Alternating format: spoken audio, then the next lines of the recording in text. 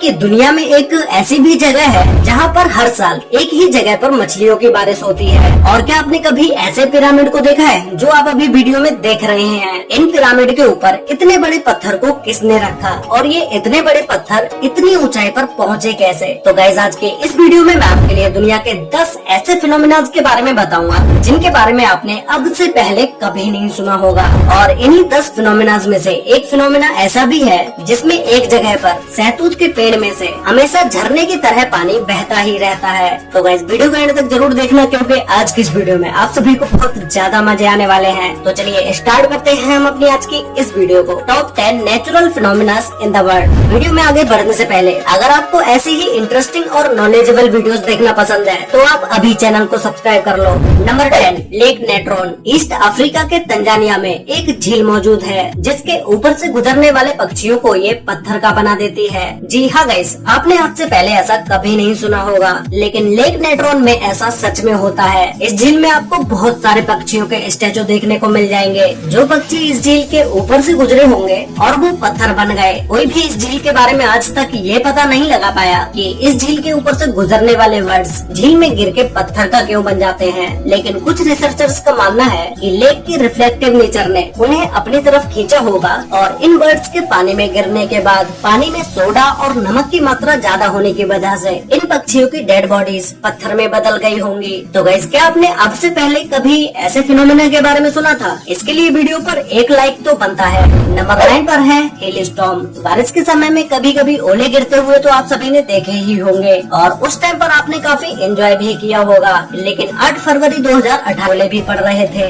लेकिन कुछ समय के बाद ही इन छोटे छोटे ओलों ने अपना एक आक्रामक रूप धारण कर लिया और तेज हवा के साथ साथ एक टेनिस बॉल जितने बड़े ओले गिरने लगे। ये ठोस ओले इतने बड़े थे कि अगर ये ओले किसी के सर में भी लग जाएं तो उसका सर ही फट जाए। ये ओले जहाँ पर भी गिर रहे थे वहाँ पर इनकी वजह से भारी नुकसान ही हो रहा था। कुछ गाड़ियों का तो इतने बड़े ओलों की वजह से कांच के शीशे भी टूट गए। बहुत से लोगों को चोटें भी आई और कुछ लोगों को सीरियस इंजरीज भी हुई। ऐसी घटना दुनिया में कई बार देखी जा चुकी है, लेकिन उन जगहों पर अर्जेंटीना जितने बड़े ओले कभी नहीं देखे गए। नंबर 8, गल्फ ऑफ अलास्का में एक ऐसी जगह मौजूद है जहाँ पर दो समुद्र मिलते हुए तो दिखाई देते हैं, लेकिन ये दोनों समुद्र आपस में कभी भी मिक्स नहीं होते। जैसा कि आप अभी वीडियो में देख ही रहे होंगे, जिसमें एक साइड का पानी नीले रंग का है और दूसरे साइड के पानी का रंग हल्का नीला है, जो कि गंदा पानी जैसा लग रहा है। इस समुद्र में आप आगे भी चलते चले जाओगे तो भी ये समुद्र आपको आपस में मिलते हुए नहीं दिखाई देंगे। इन दोनों समुद्र में जो पानी ग्लेशियर से निकलता है उस पानी का कलर हल्के नीले रंग का होता है, जो कि कुछ हद तक गंदे पानी की तरह दिखाई देता है। और जो पानी नदियों से समुद्र में आता है उसका रंग गहरा नीला होता है। रिसर्चर्स का मानना है कि इस जगह पर खारे और मीठे पानी का होना और टेम्परेचर का अलग होना यही खास वजह है जो कि दोनों समुद्रों को आपस में नहीं मिलने देती। ये पूरा बॉर्डर 800 किलोमीटर लंबा है और इस पूरे बॉर्डर पर कोई भी ऐसी जगह मौजूद नहीं है जहाँ पर ये दोनों समुद्र आपस में मिक्स हो रहे हो। नंबर 7 पर है नॉर्वेगियन डेड हेरिंग्स। 2012 में 20 टन से भी ज्यादा हेरिंग्स मछलियाँ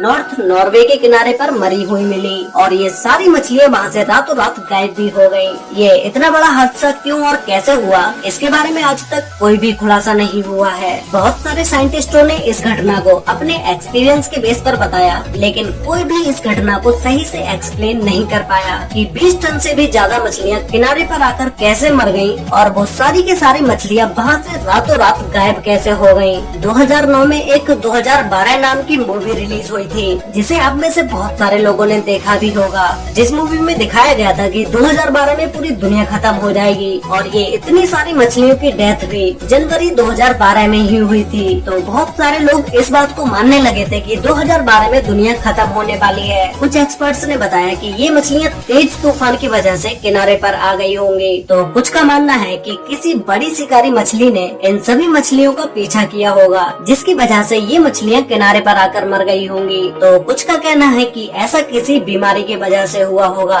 लेकिन आज तक इस घटना के बारे में कोई भी सही एक्सप्लेनेशन नहीं दे पाया है। नंबर 6 पर है रिंगिंग रॉक। पेंसिल्वेनिया में पहाड़ों की चोटी पर एक रहस्यमय चट्टानों से भरा हुआ क्षेत्र है और इसके बारे में कोई भी नहीं जानता कि ये चट्टानें यहाँ पर क्यों और कैसे आई। ये चट्टानें इसलिए लोगों के लिए रहस्य हैं क्योंकि इन चट्टानों पर चोट मारने पर किसी म्यूजिकल इंस्ट्रूमेंटल की तरह आवाज आती है और यहाँ की हर चट्टान की अपनी एक अलग आवाज है।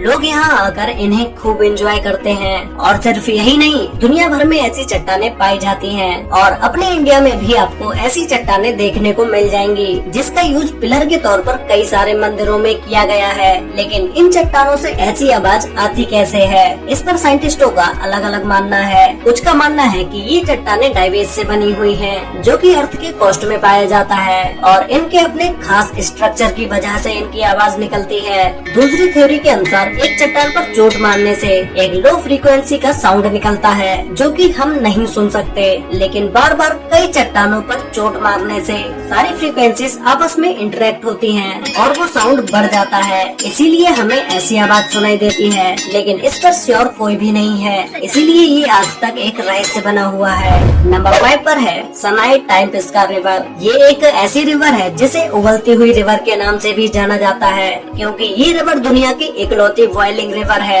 इस रिवर की लंबाई 6.4 किलोमीटर है और इस रिवर में आज तक जो भी जीव गिरा वो नहीं बच पाया, और वो जीव बचेगा भी कैसे, क्योंकि इस रिवर का टेम्परेचर लगभग 100 डिग्री सेल्सियस तक है, जो कि मिनटों में किसी भी इंसान तक को उबाल सकता है। इसके इस खोलते हुए पानी की वजह से इसे बॉइलिंग रिवर के नाम से जाना जाता है। साइंटिस्टों के अनुसार ऐसी किसी उबलती हुई नदी का होना इम्पॉसिबल है। बस एक ही कारण है जिससे कोई नदी इतना ज्यादा उबल सकती है, वो है कि नदी के आसपास कोई एक्टिव ज्वालामुखी होने चाहिए। लेकिन इस नदी के पास क्या दूर दूर तक कोई भी एक्टिव ज्वालामुखी नहीं है, और जो एक्टिव ज्वालामुखी है भी वो इस नदी से कोई 100-200 किलोमीटर दूर नहीं है, बल्कि 700 किलोमीटर दूर है। इसीलिए साइंटिस्ट इस नदी के पानी के उबलने का कोई पता नहीं लगा पाए हैं। इस नदी में कोई अगर आधा सेकेंड के लिए भी अपना हाथ या पैर इस नदी के पानी में डुबो दे तो हाथ पर जलने के 3rd डिग्री घाव हो जाएंगे। इस नदी में किसी के भी गिरने से मौत हो सकती है।